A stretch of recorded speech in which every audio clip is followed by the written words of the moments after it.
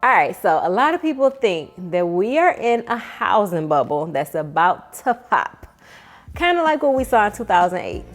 Well, inflation is up, interest rates are higher than they've been in over a decade, and some of the top mortgage companies have been laying their employees off. So what does all this mean for the real estate market?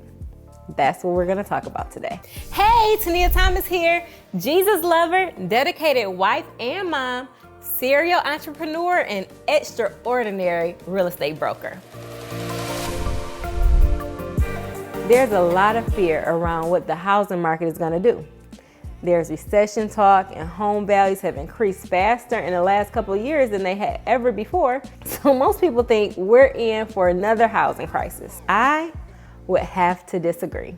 Between 1945 and now, home prices has continued to grow without having any significant decreases except for the crash in 2008. Something I can say that I don't think will ever happen again.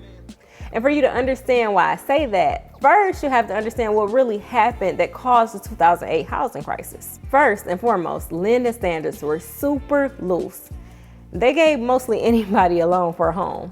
They had what was called stated loans back then. And this is when they don't ask you to really verify your income. All you really had to do was say what you made, and people were making all kinds of fake check stubs and W-2s. So after that, the banks tightened up. And right now it's way more difficult to get approved for a home than it was then. The bank's file was called a 4506T right now, and that is a form that they send to the IRS to verify that the documentation that the borrower provided to them is actually accurate. People were also doing a huge amount of refinances, pulling money out of their homes like it was ATM. Statistics show now that people are not frivolously pulling equity out of their home. So that's a difference now.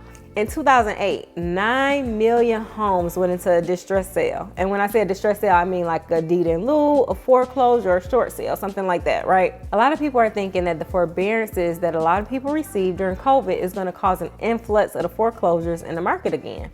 But studies show there's only 18% of people who did a forbearance that didn't pay it off or work something out with their bank. And even if people are in a challenging situation where they end up going to foreclosure, with the values being up so high, 8 times out of 10, they'll still end up making money when they sell their home. I see people get between $50,000 and $75,000 in their pocket just from the sheriff sale, and they still have 6 months to sell their home and make even more money before their redemption period is up. So we're nowhere near the housing crisis from 2008. There are talks of recession, but in every recession, except for the one in the 90s and 2008, the housing market actually saw an increase, and the one in the 90s only had a 3% decrease. Now, I'm not oblivious to the fact that the market is slowing down, but we were in an irregular market. Some homes were seeing a 40% gain in a year's time. I saw people buy a home and have $50,000 worth of equity within a few months. That's not normal, nowhere near. Interest rates have increased, and it looks like they will continue to increase in order to get a handle on inflation. So values will not be increasing like they were in the last 2 years. The buyer frenzy is coming to an end. But overall, we are getting back to a semi-normal market this year. It's still a hot market though. It's still predicted to grow.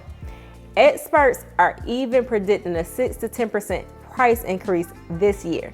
Now, by next year, I do predict us seeing a slight decrease in value, but not anything super significant. So there's no need to panic. Relax. If you want to see more content like this, make sure you like, subscribe, and hit the notification bell so you can be notified every time I drop new content.